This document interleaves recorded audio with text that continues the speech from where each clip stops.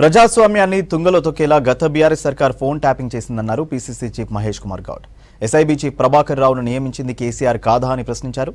Cinema తారలు, జడ్జీలతో పాటు సొంత పార్టీ ఎమ్మెల్యేల ఫోన్లను బీఆర్ఎస్ సర్కార్ ట్యాప్ చేసిందన్నారు.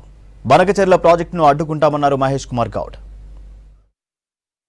బీఆర్ఎస్ 10 ఏళ్ల కాలంలో వెలగబెట్టింది ఏంటి అంటే రాజ్యాంగానికి విరుద్ధంగా ప్రజాస్వామ్యాన్ని తుంగలు తొక్కే విధంగా ఫోన్ ట్యాపింగ్ చేసినారు. కేసీఆర్, కేటీఆర్ కి ఎవడిచ్చాడు యాకు? మాలాంటి రాజకీయ నాయకులు యొక్క ప్రైవసీని దెబ్బతీసే యాకు మీకు ఎవడిచ్చినాడు? మీ అవసరాల కొరకు సినీ తారల ఫోన్లు ట్యాపింగ్ చేసి సంసారంలో చిచ్చు పెట్టిన ఘనత బీఆర్ఎస్ ప్రభుత్వాన్ని. జడ్జీలను వదలలే, వారి మాట వినని బ్యూరోక్రాట్స్ వదలలే, తుదకి బీఆర్ఎస్ ఎమ్మెల్యేలు కూడా వదలలే. ఎవరు ఎటుపోతున్నారో అందరి మీద ట్యాపింగ్ పెట్టినట్టు సందర్భం. కొన్ని వేల ఫోన్లు ట్యాపింగ్ చేసినారంటే దేశ చరిత్రలో అతి హేయమైన చర్య ఇది. కేసీఆర్ బాధ్యత, కేటీఆర్ మాకేం సంబంధం? ఏదో లీగల్ నోటీస్ తో ఒక స్టేట్మెంట్ ఇచ్చినాడు. ఏంటి లీగల్ నోటీస్ మీరు ఇచ్చేది? మీరు మీ నాయన సంబంధం లేకుండానే ప్రభాకర్ రావు గారు ట్యాపింగ్ చేసినాడా? అసలు ప్రభాకర్ రావును పెట్టింది ఎవడు? ఒక రిటైర్ అయిన అధికారిని దేశ చరిత్రలో ఎక్కడ లేని విధంగా ఇంటెలిజెన్స్ చీఫ్ గా ఎట్లా పెడతారు? మీ అవసరాలు తీసుకోవడానికే కదా. అలాంటి రిటైర్డ్ అధికారిని పెట్టి, మీ అడుగులకు మడుగులొత్తే అధికారిని పెట్టి మాలాంటి ఫోన్లని ట్యాప్ చేయడం అనేది నేరము.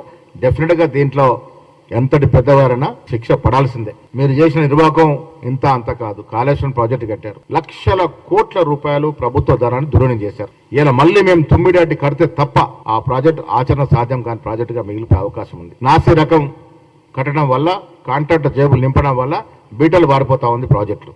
ఒక్కటంటే ఒక్క ప్రాజెక్టు కంప్లీట్ చేయలే. ఇలా కాంగ్రెస్ ప్రభుత్వం వచ్చిన తర్వాత దక్షిణ తెలంగాణ, ఉత్తర తెలంగాణ ప్రాజెక్టులు మళ్ళీ పునర్జీవనం పోసే ప్రయత్నం మా ప్రభుత్వం చేస్తూ ఉంది.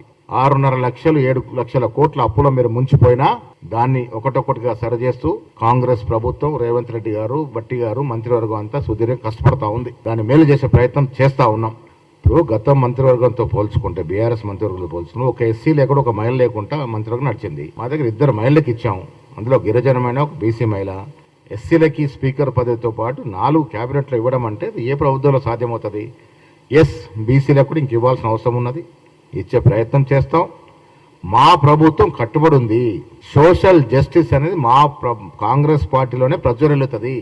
దాని నిదర్శనమే మా క్యాబినెట్. రెడ్డి ముఖ్యమంత్రి అయితే పీసీ అధ్యక్షుడు నేనున్నాను, స్పీకర్ దళితుడు ఉన్నాడు, డిప్యూటీ సీఎం దళితుడు ఉన్నాడు. ఇంత మంచి కాస్ట్ జస్టిఫికేషన్ ఇంకే ఇతర పార్టీలో జరగదు. జరగదు. అది బీజేపీలో జరగదు, అదే ఇతర రీజనల్ పార్టీలో జరగదు.